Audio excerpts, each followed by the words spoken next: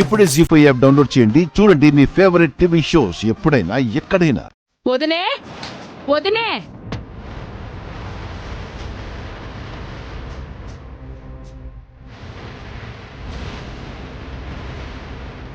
ఏంది వదినే ఈడు పుట్టిండో లేదో పూజలు మొదలు పెట్టిరు. గా ముచ్చట తర్వాతమ్మా ఏందత్తా ఇది? రాజు పక్కన రూప పెండ్లాం లెక్క కూసుందేంది? మీరు దగ్గరుండి కూడా ఆపకుండా వత్తాస వలుకుతుండ్రు. పంతులు, అసలు వాళ్ళు మొగుడు పెళ్ళాలే కాదు, నువ్వెట్లా పూజ జరిపిస్తున్నావయ్యా? నా రాజు పక్కన రాజు పెండ్లంగా కూర్చునే అర్హత నాకు మాత్రమే ఉంది. మీరు మీరు లేవండి అమ్మాయి గారు.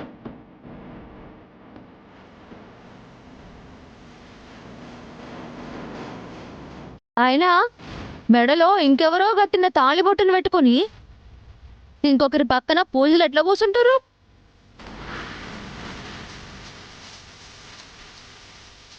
వీళ్ళకంటే బుద్ధి లేదు మామా, మీకైనా ఉండాలి కదా. ఈ పూజ జరగనికి వీల్లేదు. రేణుక, ఇది నాకు సంబంధించిన పూజ. మేనల్లుడితో మేనమామకి దోషం ఉందని చెప్తే ఆ దోష నివారణ పూజ చేయిస్తున్నా. కాసేపు కామ్గా ఉండు. బాగుంది రాజు నువ్వు చెప్పేటిది. ఈ పూజైనా నీకు కాబోయే పెండ్లంతో జరిపించాలే గాని గిట్ల ఎవరు పడితే వాళ్ళతో జరిపించొద్దు కదా.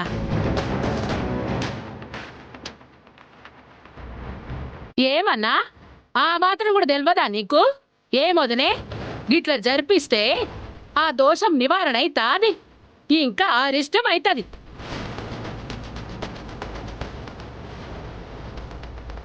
అమ్మ బాలమణి, ఏ ముఖం పెట్టుకుని నీ కూతురు నా కొడుకు పక్కన కూర్చోబెట్టుకోవాలా? అమ్మాయి గారి మెడలో ఎవరో తాలిగట్టారు, అది అమ్మాయి గారికి తెలీదు. పూజని తెలిస్తే వచ్చి కూకున్నారు. అమ్మ రేణుక, నువ్వు గొర్రెనే పెళ్లి చేసుకున్నావు కదా,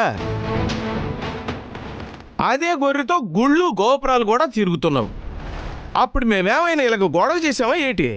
ఏం మాట్లాడుతున్నావన్నా? గొర్రెంది పెండ్లేంది?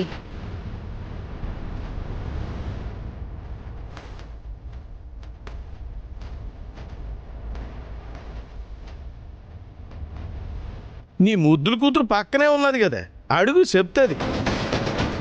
నిజం తనకే బాగా తెలుసు, మధ్యలో మేమెందుకు చెప్పడం? I just call you back. ఏంటా గొడవ?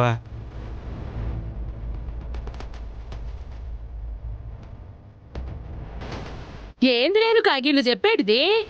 గవన్నీ ఇడిచిపెట్టమ్మా, ముందు రాజు పక్కన రూపెందుకు కూసుందో గద్దెలుసు. గట్లనే. ఏం జరుగుతుంది? ఏమైంది?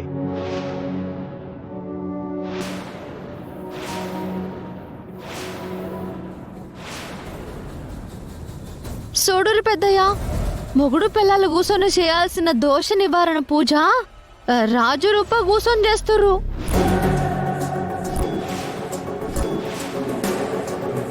జీ5 యాప్ డౌన్లోడ్ చేసి అన్ని ఎపిసోడ్స్ పూర్తి ఉచితంగా చూడండి.